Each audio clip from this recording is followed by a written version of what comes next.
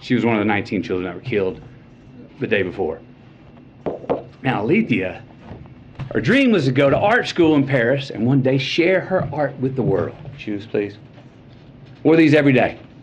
Green Converse with a heart on the right toe. These are the same green Converse on her feet that turned out to be the only clear evidence that could identify her after the shooting. How about that? Heart on the right toe.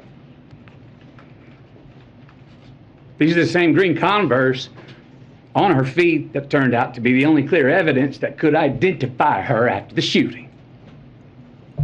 How about that? Maite wrote a letter.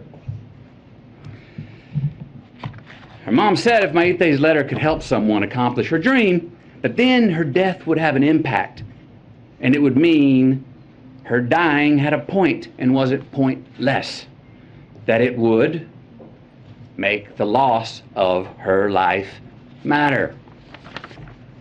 The letter reads, Marine biologist, I want to pass school to get to my dream college. My dream college is in Corpus Christi by the ocean. I need to live next to the ocean because I want to be a marine biologist. Marine biologists study animals and the water. Most of the time I will be in a lab. Sometimes I will be on TV.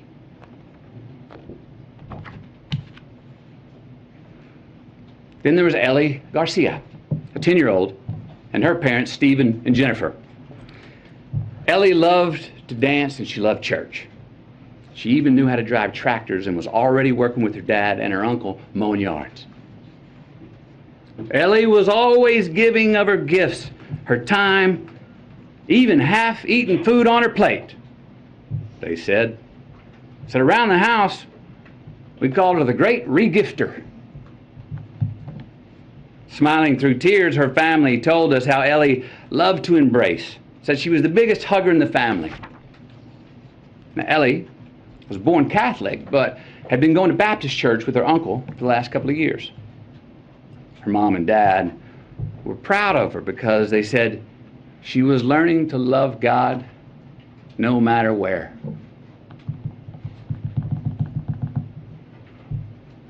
The week prior to her passing, she'd been preparing to read a verse from the Bible for the next Wednesday night's church service. The verse was from Deuteronomy 6:5. And thou shalt love the Lord thy God with all thy heart, with all thy soul, and with all thy might. That's who Ellie was becoming. But she never got to read it. Service on that Wednesday night. Then there was a fairy tale love story of a teacher named Irma and her husband Joe. What a great family this was. This was an amazing family. Camilla and I, we sat with about 20 of their family members in their living room, along with their 4 kids. Kids were 23, 19, 15, and 13. They shared all these stories about how Irma and Joe served the community and would host all these parties, and how Irma and Joe were planning on getting a food truck together when they soon retired. They were humble, hard-working people. Irma was a teacher who her family said went above and beyond and just couldn't say no to any kind of teaching. Joe had been commuting to and from work 70 miles away in Del Rio for years. Together they were the glue of the family. Both worked overtime to support their 4 kids.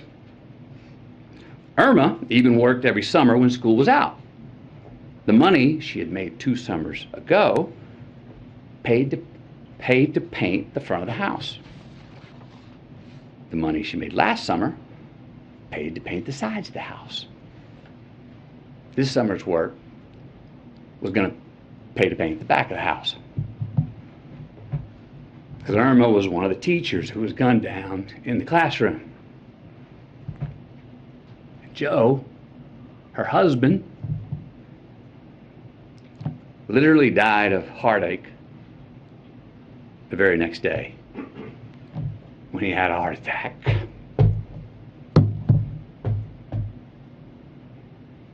They never got to paint the back of their house. They never got to retire. And they never got to get that food truck together. We also met a cosmetologist. All right, she was well versed in mortuary makeup. That's the task of making the victims appear as peaceful and natural as possible for their open casket viewings. These bodies were very different. They needed much more than makeup to be presentable. They needed extensive restoration. Why? Due to the exceptionally large exit wounds of an AR-15 rifle. Most of the body is so mutilated that only DNA test or green Converse could identify them. Many children were left not only dead but hollow. So yes, counselors are going to be needed in Uvalde for a long time. Counselors are needed in all these places where these mass shooters have been for a long time. I was told by many that it takes a good year before people even understand what to do next. And even then, when they become secure enough to take the first step forward, a lifetime is not going to heal those wounds. But again, you know what every one of these parents wanted, what they asked us for? What every parent separately expressed in their own way to Camilla and me? That they want their children's dreams to live on. That they want their children's dreams to continue to accomplish something after they are gone. They want to make their loss of life matter. Look, we heard from so many people, right? Families of the deceased, mothers, fathers, sisters, brothers, Texas Rangers, hunters, Border Patrol, and responsible gun owners who won't give up their Second Amendment right to bear arms. And you know what they all said? We want secure and safe schools, and we want gun laws that won't make it so easy for the bad guys to get these damn guns. So, we know it's on the table. We need to invest in mental health care. We need safer schools. We need to restrain sensationalized media coverage. We need to restore our family values. We need to restore our American values. And we need responsible gun ownership. Responsible gun ownership. We need background checks. We need to raise the minimum age to purchase an AR-15 rifle to 21. We need a waiting period for those rifles. We need red flag laws and consequences for those who abuse them. These are reasonable, practical, tactical regulations to our nation, states, communities, schools, and homes. Responsible gun owners are fed up with the Second Amendment being abused and hijacked by some deranged individuals. These regulations are not a step back. They're a step forward for a civil society and the Second Amendment. Look, is this a cure-all? Hell no. But people are hurting. Families are, parents are. And look, as divided as our country is, this gun responsibility issue is one that we agree on more than we don't. It really is. Look, this should be a nonpartisan issue. This should not be a partisan issue. There is not a Democratic or Republican value in one single act of these shooters. It's not. But people in power have failed to act. So we're asking you. And I'm asking you, will you please ask yourselves, can both sides rise above?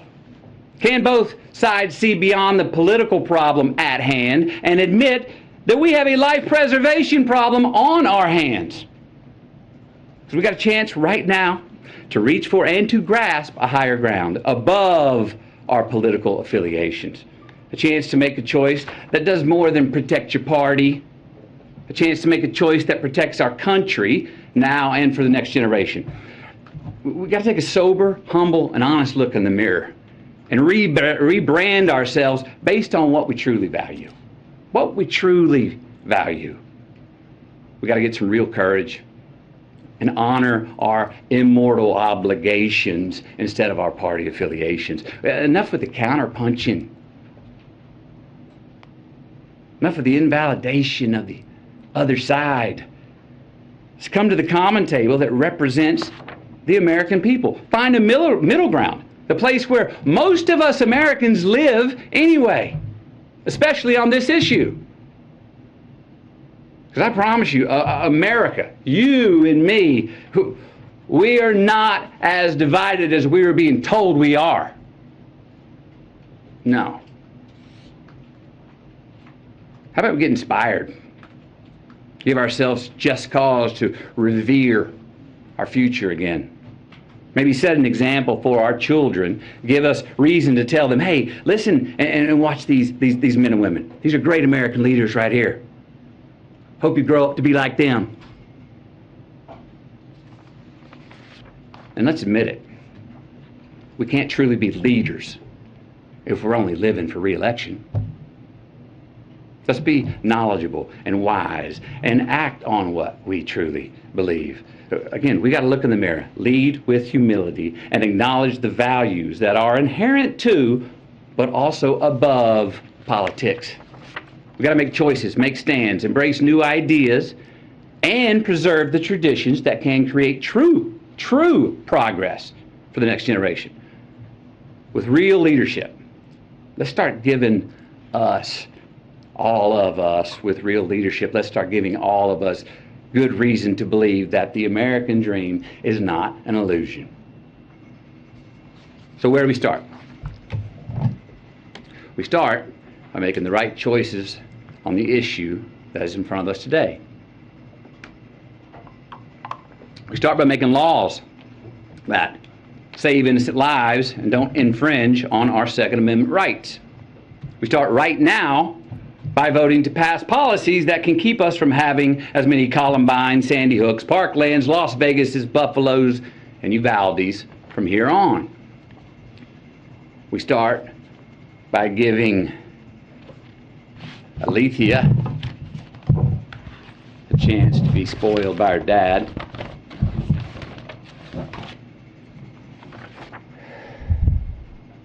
We start by giving Mayte a chance to become a marine biologist.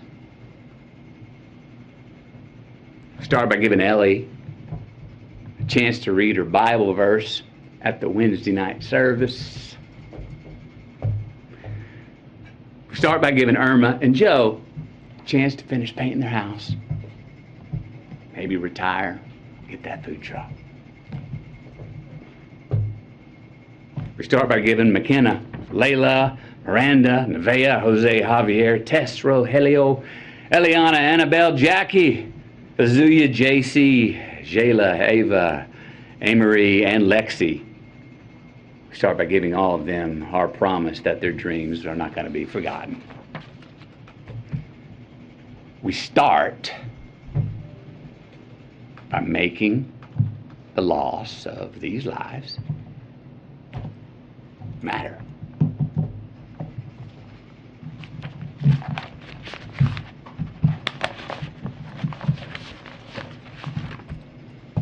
Thank you. Thank you. When you spoke to the president, can you say anything about this? Are the changes that are being discussed enough for you, Mr. McConaughey? What was your message to the president, Mr. McConaughey?